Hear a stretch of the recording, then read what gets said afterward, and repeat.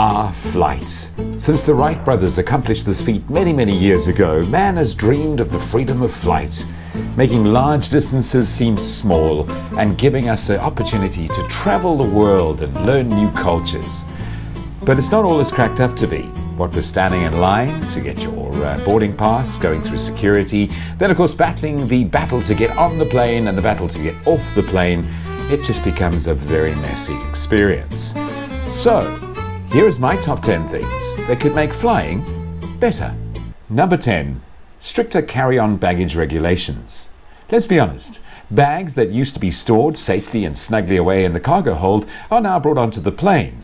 And trying to shove them into those tiny overhead bins is a bit of Tetris nowadays and slows down the boarding process as the person in front of you tries to find a perfect spot for their carry-on baggage to try and fit into the overhead hold, which then leads to a delay of the people behind him. Not only that, but having the baggage on board means they go up and down trying to get something out of their bag, then put it back in, then get it out and put it back in. Sometimes people end up carrying on baggage that is, well, better designed for a cargo hold or a cargo ship because it's massive. Sometimes people walk in with carry-on baggage and then of course 16,000 other duty-free bags. This problem could be easily solved by making sure that at the door of the plane someone says, "I'm sorry sir, your bag is too big and will have to be checked into the cargo hold." Limit overselling tickets. Now, I understand the economic policy of no-shows and seats being sold and then free during a flight, and an empty seat, well, could be money for the airline. And nowadays, money for airlines and staying afloat is something very important, especially after a pandemic and wars in Europe. But when you're overselling the aircraft to such an extent that people who've legitimately bought a ticket and showed up on time now can't get on the flight, well, you're not making friends. So perhaps allow a certain amount of overselling of seats, but not to the point where you've sold your economy class cabin 4 times and upsetting your customers. And the word upsetting, well, I'm being politically correct. Increase your legroom, even if it's only by a couple of inches. I understand by limiting legroom you are fitting in more seats and more paying customers, but in the process you are making people feel uncomfortable and unvalued. And in the process, loyalty is a very effective way of building and sustaining a business.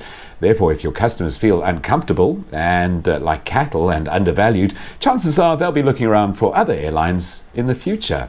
So it's counterintuitive. Just give us a little bit more legroom. We're not all short. Some of us, like me, are quite tall and need a little bit more space in order to feel like we haven't been to a chiropractor by the time we exit the plane. Just 1 or 2 inches. Ask any woman, it makes all the difference. No reclined seats on domestic flights. Does a flight of 1 hour really require a full flatbed seat, or require that small bit of recline that you want to take advantage of the moment you sit down? Reclining seats on domestic flights seems like an absolute waste of time and impacting the legroom issue that we've just spoken about. If when you get on a plane, the first thing the person in front of you does is recline their seat so you end up staring at the top of their head or their dandruff for an hour's flight, it doesn't seem pleasant, does it? So, do we really need reclined seats on flights of less than 2 hours? I don't think so. Make it no recline and make everybody happy. Common decency. Perhaps it's time to educate people once again on the fact that they do not live alone on the planet or in a bubble, that they share this space with a whole lot of other people.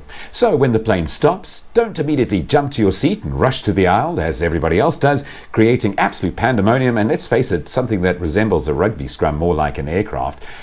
Rather wait a moment and let the people in front of you, the rows in front of you, go through. I had an experience just the other day where a gentleman behind me practically pushed me over to get off the plane first. Is it a race? Common decency. When you get up out of your chair, don't hold on to the chair in front of you to lift yourself up, because as you release your hand, the person in front of you gets a massive case of whiplash. So rather just be patient. Waiting 2 or 3 more seconds is not the end of the world, and things work better with an orderly system of, exiting the aircraft row by row, as opposed to everyone rushing for the door and everyone getting stuck in the aisle. If you're going to sleep on the flight, whether it's a short flight or an international long-distance flight, have some respect for the people around you who don't necessarily want your drool on their shoulder. You'll notice the headrests have those beautiful little folding things on the side which will cradle your head nicely, giving you a nice comfortable position to lie in and also stopping you from snoring underneath the chin of the person next to you. Sleeping on a plane is something that we all do because it helps pass the time, and let's face it, by the time you've gone through all of the pre-boarding procedures and you get on the plane, you're probably quite tired. But just be aware that when you are having your 40 winks or your nap, that the person next to you might not want to be part of the experience. The armrest belongs to the middle seat. Sitting on the window seat is my personal choice, as I enjoy the view. I also like to film some of the takeoffs and landings and some of the beautiful sights as we fly. The person on the aisle seat gets the luxury of a little bit more legroom, perhaps. The person on the middle, though, is kind of trapped between two souls that he may not know at all. So give them at least the armrest. If you are sitting on either side of the middle seat, just make sure that the person in the middle has the armrest. Note, this is not a license for the person in the middle to spread themselves out like they're giving birth or that they're sitting in first class, but at least give the person in the middle seat the armrest. Don't argue with them, don't reach over them and close it or open it at will, but rather just respect the fact that they're at the window seat, therefore they have a measure of control. However, if you are sitting at the window seat and the sun is glaring through the window, making everyone's face melt, just be kind and perhaps close the window. If it's a long-distance daytime flight and you're at the window seat, oftentimes the cabin crew will ask you to close your window blinds to create a darker environment and more peaceful sleeping conditions for other passengers. But it is still the domain of the person sitting at the window as to who controls the window blind, up or down. If you must recline your seat during a long-distance flight, at least wait until after the meal service. And when a meal service happens later in the flight, be aware of that and push your seat forward. Unless you have arms like a T-Rex, when you're sitting trying to eat a meal and the person in front of you has reclined their seat, you end up, shoveling your food in your face through a straw. Be aware of people around you, and if it is mealtime, just lift your seat into the upright position for a few moments, and when they're done and the trays have been taken away, you can go back to slumberland. And number one, and this should be the most basic, an aircraft is a common space, probably filled with people you don't know, complete strangers who don't know you and may not want to get to know you intimately. So be aware of that in whatever you do. As we've already said, when getting out of your seat, try not to grab the seat in front of you, as it creates a whiplash motion when you let go of it. Secondly, if you are using a personal entertainment screen, a video screen that is touchscreen, don't force the buttons by tapping on that screen. The person in front of you is going to feel like, you're trying to make a point, perhaps cheesy. Other things to consider, maybe don't take your shoes off during a flight, as the smell of your socks may not be what everybody else wants. Don't put your hands over the back of your armrest when you stretch, as your fingers may be obstructing the person's screen. Don't flick your hair over the back. Just be aware of other people. I know in today's society, being aware of other people is not necessarily something we do naturally, but perhaps an aircraft is a great opportunity for us to learn common courtesy and decency to people around us. As I've said before, we don't live in a bubble. The world is not only about us, it is about the other 200, 300 or perhaps 400 people that share that small aluminium tube with us. So be courteous, be kind.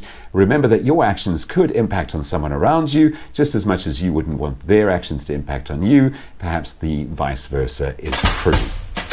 So this is not a definitive list of things. It's just some things that during my experience of flying, I think could make flying a lot more pleasant and, better for everybody. What are your suggestions on how we can make flying better? Please pop your comments in the comment section down below and give me your ideas. And if we get enough of those, we'll make a second follow-up video with some of your suggestions on how to make flying better. The number one key through all of these 10 points is common decency. Till the next time, take care and happy flight.